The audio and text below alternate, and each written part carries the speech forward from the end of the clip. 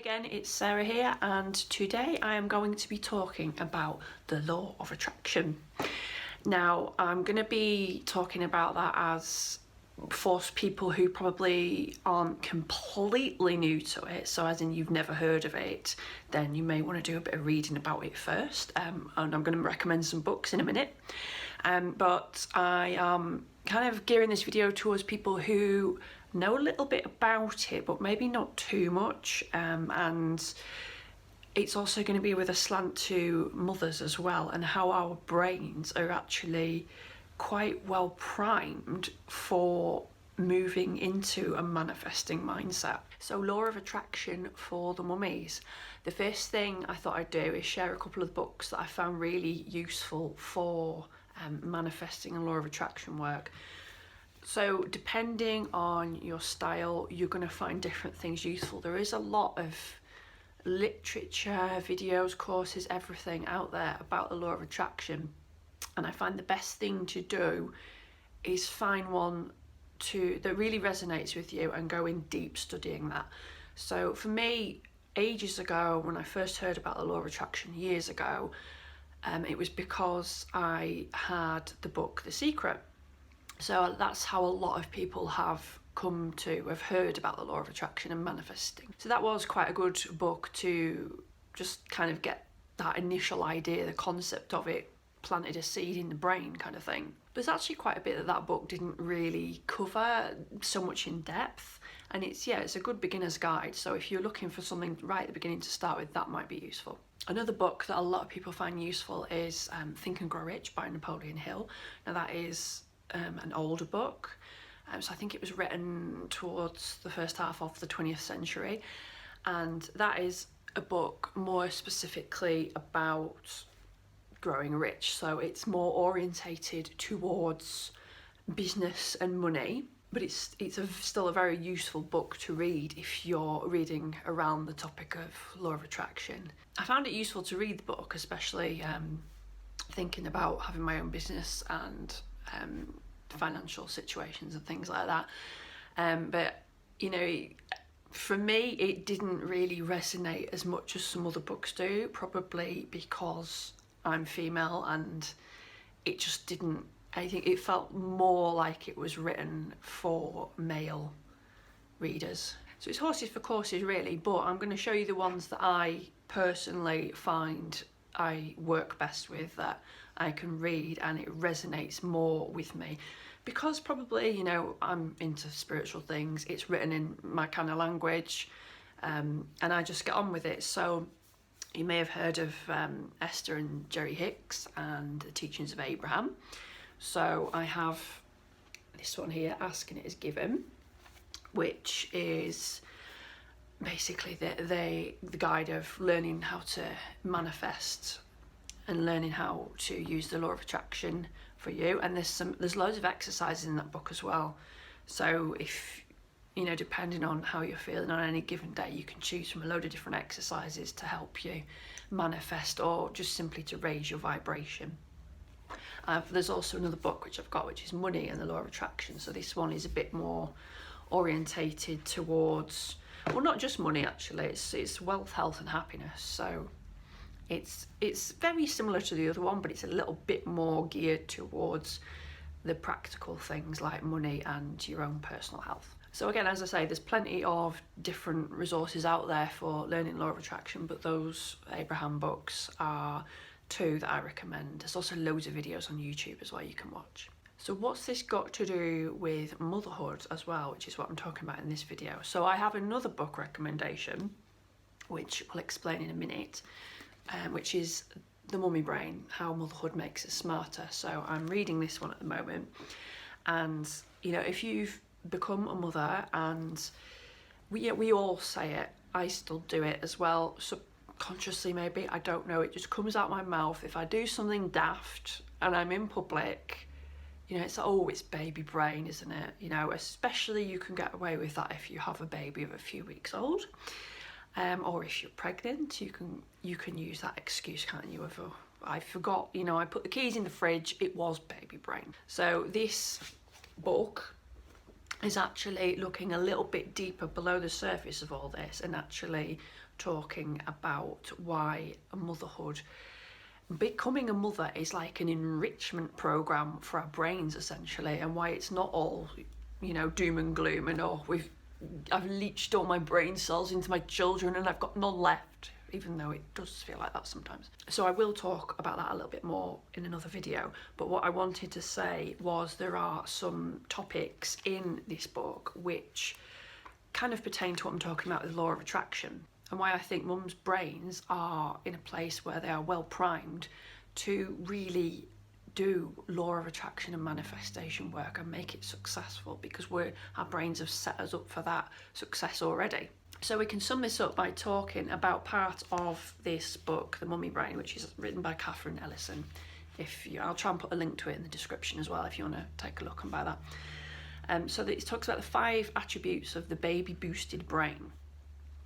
So these attributes are perception, so the expanding realm of our senses; efficiency, we're all quite good at multitasking; resiliency, so reducing stress, things like that; motivation, and the mental strength that brings with it; and also emotional intelligence.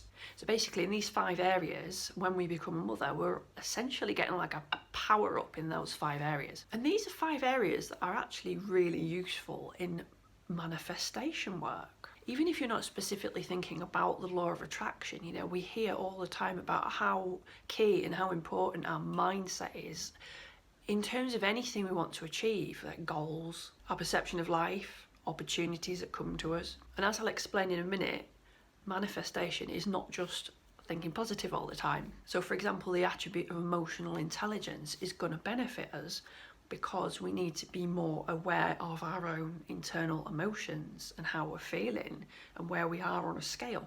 And I don't know about you, but motivation is definitely one I have noticed has way increased for me since becoming a mother. I felt like I was quite motivated before children, generally as a person, but it seems to have really shot up. And having that mental strength is really great for the part of manifestation where we need to work on the thoughts in our head. So again, if you've seen some other law of attraction videos, and I can do some more videos on this, but as we have the thinking mind, the conscious mind, where all these thoughts come in and we pick and choose, which ones we take into our subconscious. Our subconscious is where all our underlying beliefs are. Some of them I think are unconscious, and some of them we're a bit more aware of. They can bubble up to the surface and play out in situations in our life, and we might not necessarily 100% consciously be aware of that belief that we have. But the more we kind of do work around that and really inquire into our own brains and pick apart what we really honestly truly believe, even if it seems intellectually crazy, then the more we can figure out what these paradigms, as Bob Proctor calls them, paradigms are that are in our subconscious, because they are what is controlling our reality and our results. And so pretty much all of us have these paradigms that are not serving us. A common one for women is that we are not worthy enough. And that often can give us problems with essentially, bringing in our own money, for example. A lot of women believe that they don't have any value, they don't feel worthy, they have low self-esteem and low value generally of themselves, and that translates into, on a practical level, means that they struggle to bring money in, for example, or maybe they end up working for free. So all these beliefs, this is the point I'm getting to, all of these beliefs are difficult to change. It's not an easy thing. You can't just go, oh, subconsciously I've just realised I believe this. Well, I don't want to think that, so I'll start thinking this. Well, on a conscious level, that can work for a short time, but it doesn't change the unconscious level. So this involves some serious work, repetitions, things like affirmations, some serious change to really how your brain is thinking. And as a mother, you've then got this kind of boost in mental strength that's going to be really beneficial in helping you dig down, helping you uncover what these beliefs are and helping you change those paradigms, which is the work to do. There's loads of great studies as well as this book, and it refers to some of these studies that have been done in new mothers' brains, and how, you know, some of the pathways in our brains are then changed. So sometimes even just by pregnancy alone. So even if you don't carry a child fully to term, even just the actual physical aspect of pregnancy can start to produce these brain changes. So already by becoming pregnant and then becoming a mother, you are essentially rejigging your brain. And that is exactly what is needed to produce results and change your subconscious beliefs, which is what is going to help you get on side with the law of attraction and manifest what it is that you want. So why doesn't it always work? So personally for me, I found that years ago I read these books originally, and I read them all, and I read The Secret, and I thought, great, I understand this. You know, it all made sense, and it's like, great, this is sorted, I know what to do now. Did my life really change? Well, I think at the time I read them, I began to notice more things happening in my life, more things manifesting. And then after a few years, it kind of dropped off because, you know, I just read the books once, and you get that thing, don't you, where you read a book and it's really exciting, you're involved in it, you think this is fantastic. You go out there and kind of do a bit of action, maybe from what you've read, take action, and then it kind of drops off. So now I've recently come back to rereading these books. Something clicked within me that it isn't just a read a book and have a go kind of thing.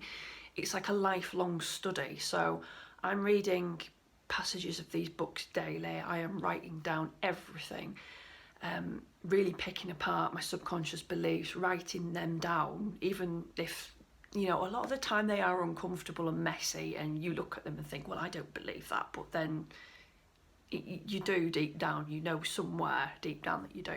So that's why at the beginning of the video I said it's so important to find, you know, books, media on the law of attraction that really resonate with you, because you want to be studying these on a daily basis. You want to be devoting a little bit of time each day, ideally a bit at the beginning and a bit at the end of the day, to really work on this, study this, live this daily, change those habits. So this is something you really kind of have to commit to on almost on an energetic and a mental level, to really live your life and study, have it as part of your life journey, rather than just seeing it, reading it and knowing it on an intellectual level and thinking, yes, okay, and then going off and doing something else. It's got to become part of your life. So I think some of the traps we fall into in regards to the law of attraction, especially if you know, just read something like The Secret and not really gone further than that, is thinking that you've got to basically always be positive, always switched on to, hey, everything's great, sunshines, rainbows and unicorns, when we know that is not possible to sustain. You know, you're going to have shit days, shit things are going to happen,